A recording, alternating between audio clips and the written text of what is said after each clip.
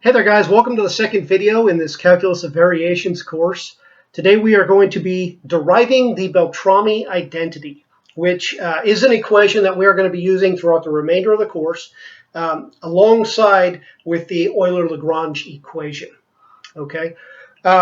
Once we derive the Beltrami identity, we are then going to apply it to the brachistochrone problem that we did in the last video to get a solution that minimizes the time of travel for the frictionless roller coaster. Okay, let's begin.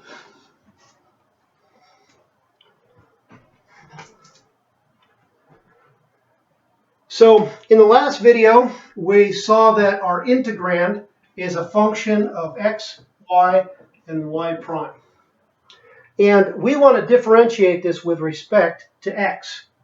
So we differentiate f with respect to x, and then the chain rule says that we have to differentiate x with respect to x plus partial f over partial y, and do the same thing for y, and then the same thing for y prime.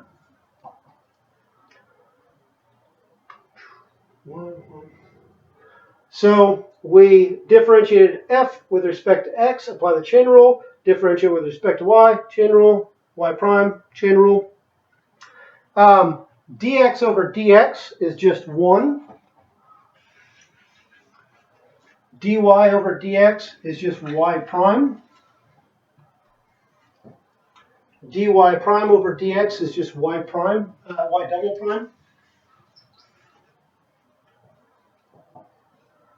So now I wanted to point out that in my last video, this I believe I put as a partial. It really should have been, it shouldn't have been a partial derivative. It should have just been a regular derivative. So that was my mistake.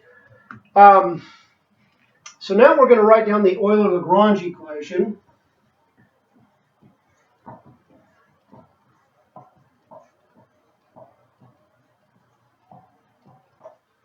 And we are going to replace this with this. So we get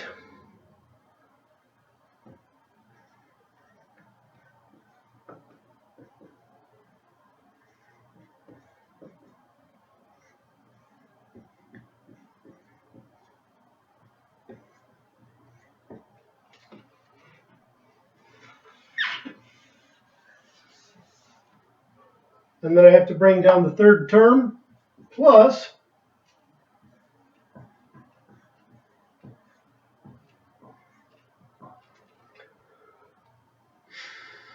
so now these two terms can be simplified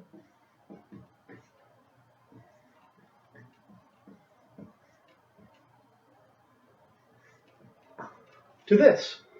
And we can check that by differentiating. So we take this times the derivative of this, gives us this term, and then this plus this times the derivative of this gives us the second term.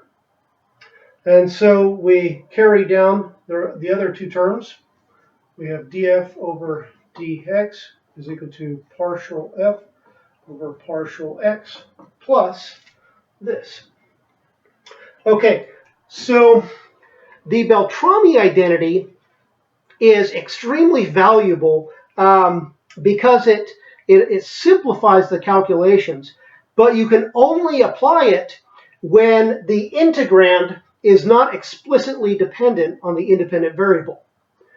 So what that means is that if it's not explicitly dependent on the independent variable, then when we take the partial derivative of the integrand with respect to the independent variable, we just get 0. So we can only apply the Beltrami identity when the integrand is not expressly dependent on the independent variable. Okay? So we now integrate both sides. So we get f is equal to partial f over partial y prime plus an integration constant c. Okay? Most textbooks that I've seen have formatted this to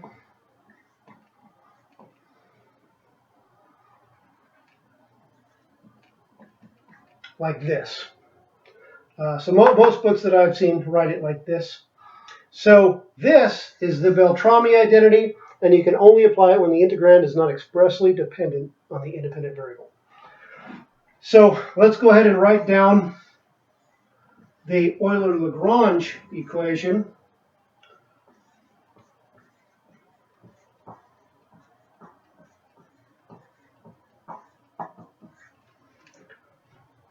And let's take a look and apply these to the Brachistochrone.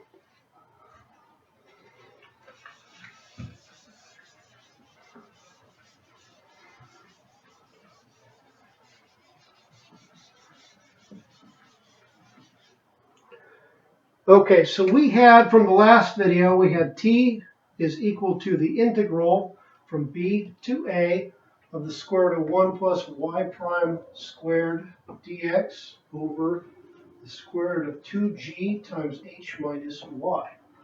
So this is our integrand f. And so if we were to use the Euler-Lagrange equation, we see that we'd have to differentiate f with respect to y, which would probably be pretty nasty, and then do it again with respect to y prime, and we just get this pretty horrible problem. Since the integrand is not expressly dependent on the independent variable, we can go ahead and apply the Beltrami identity, which is not going to be extremely easy, but it's going to be a lot more simple. So we just need to write down f, which is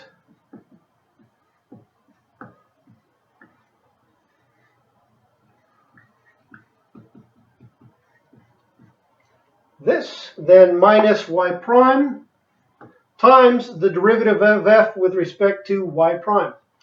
So we differentiate this, we get 1 over 2 times the square root of 1 plus y prime squared.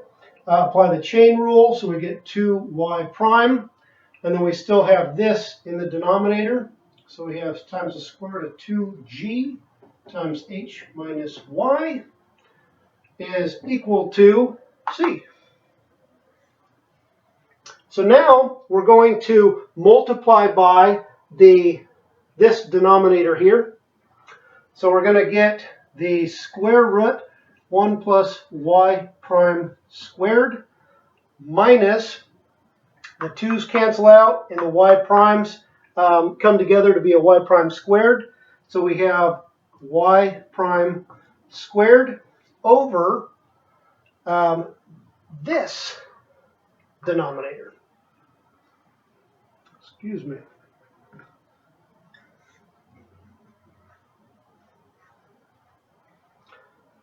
Okay, is equal to c times the square root of 2g times h minus y.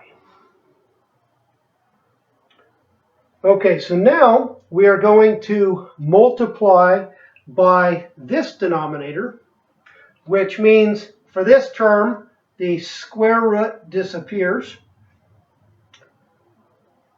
This appears over here, and it's no longer in the denominator. So we have 1 plus y prime squared minus y prime squared. So these disappear. And we are just left with 1. So now we are going to square both sides. So this becomes squared. The square root disappears. and so does this one.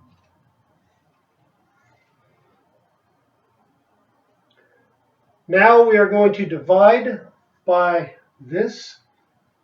So we get 1 over 2g c squared times h minus y is equal to 1 plus y prime squared.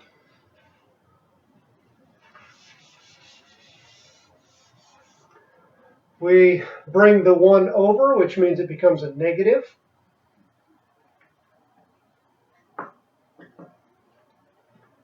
We want to add these two terms, so we have to have a common denominator. So we just write 1 as 2gc squared h minus y over itself. So we get 1 minus 2gc squared times h minus y over 2gc squared times h minus y. And that is equal to y prime squared. Now we take the square root of both sides, and we write this as dy over dx. And so now we want to put all the y's on one side and all the x's on the other. So we multiply by dx, and we divide by this, which has all the y's, other than the dy. So when we divide by this, we have to flip it. So we get dx is equal to the square root of 2g c squared times h minus y over 1 minus 2g c squared times h minus y dy. Okay? We're just doing differential equations right now. So we've converted or we've applied all the calculus of variations, and all we're doing now is we're just doing some differential equations to get the solution. Okay, so we can see here that we need to use a trig substitution here. If we can make this equal sine squared or cosine squared, then this we're going to be able to kind of eliminate this whole square root type situation. So let's take a look at doing that. Let's set 2g c squared times h minus y. Let's set that equal to sine theta squared. Okay? When I take the derivative of this, you guys can still see, okay, I get minus 2g c squared dy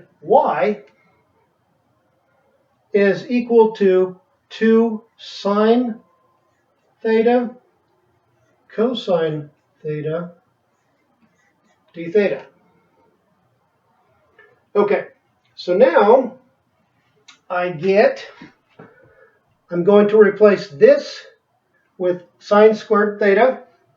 So I have dx is equal to the square root of sine squared theta over 1 minus the same thing. And then I have to figure out what my dy is. So this tells me what my dy relationship is in relation to theta. So I need to divide both sides by this minus 2gc squared. We see the 2's go away here. So my dy becomes sine theta cosine theta d theta divided by the minus gc squared.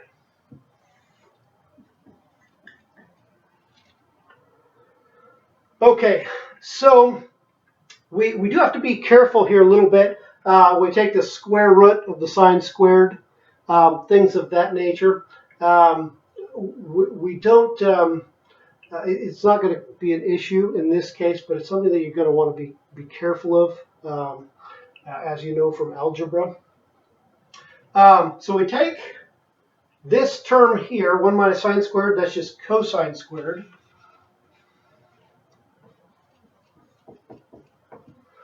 And so now we've squared, they're under the square root, so we can get rid of the square root, which means we have to get rid of the squareds. And this cancels with this. And so we have minus 1 over gc squared times sine theta squared d theta. Okay, now we can write this as minus 1 over gc squared, and then we know that sine squared theta can be written as 1 minus cosine of 2 theta divided by 2 d theta. And so when we integrate this, we just get x plus b, that's just going to be our integration constant here, is equal to minus 1 over gc squared. We'll go ahead and pull the 2 out. And then we just get a theta here minus sine of 2 theta over 2. Times 2, yeah. And so,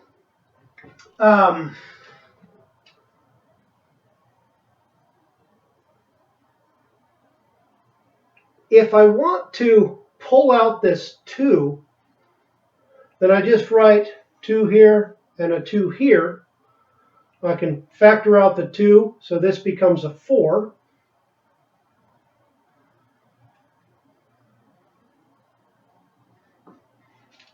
And the reason I did that is to make this the same value as this on the inside. Okay, so let's go ahead and rewrite this right here. So we have x is equal to minus 1 over 4gc squared times 2 theta minus sine of 2 theta. So this is the x term for our parametric equation. Now we need to take this and solve for y.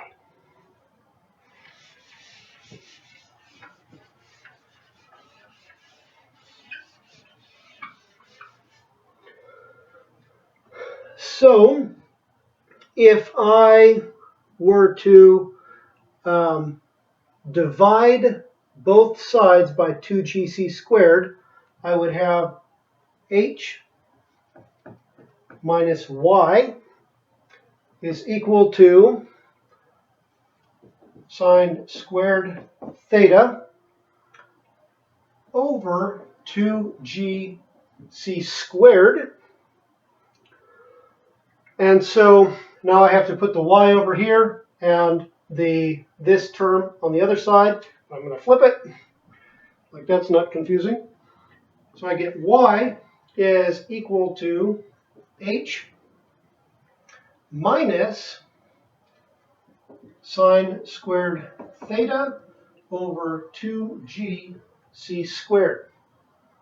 Okay?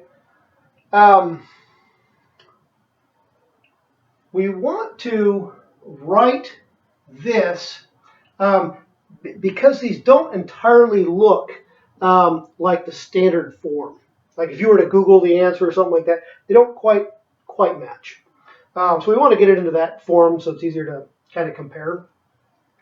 So we have h minus, we have 1 over 2g c squared. Now sine squared theta is just 1 minus cosine of 2 theta over 2. Okay, so we can pull out the 2 here. This becomes a 4.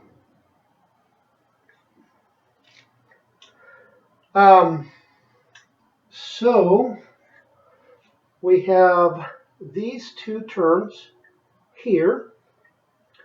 And the 2 theta it's just a parameter. We can replace it with anything. We could replace it with 10p or whatever. The standard form is just going to be to replace 2 theta with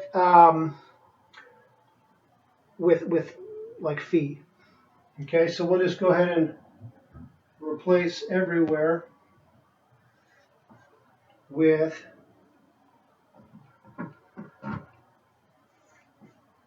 phi. So our parametric equation is modeled by this y with this x. Pretty neat stuff.